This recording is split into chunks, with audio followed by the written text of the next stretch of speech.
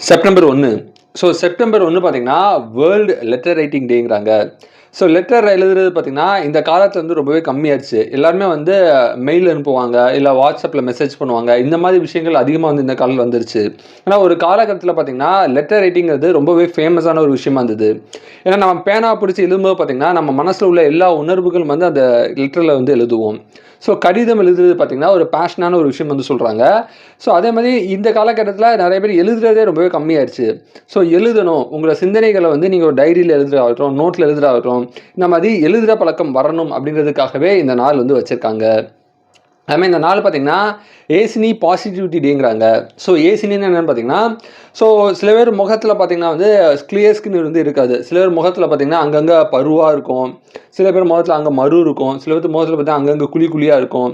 இந்த மாதிரியான விஷயங்கள்லாம் வந்து ரொம்ப இயற்கையான ஒரு விஷயம் தான்.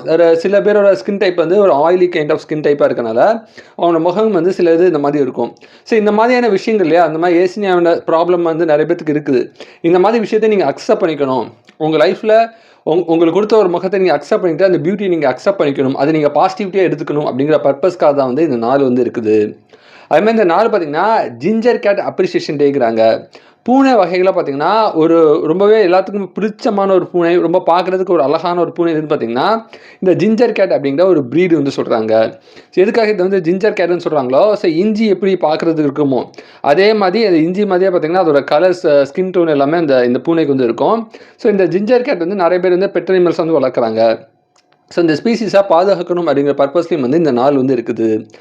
இது போக செப்டம்பர் 1 வேற ஏதாவது டேட் தெரிஞ்சா கமெண்ட் பண்ணுங்க. இந்த நாள் இந்த உலகத்துல யாரோ ஒருத்தருக்கு பிறந்த நாளா இருக்கும்.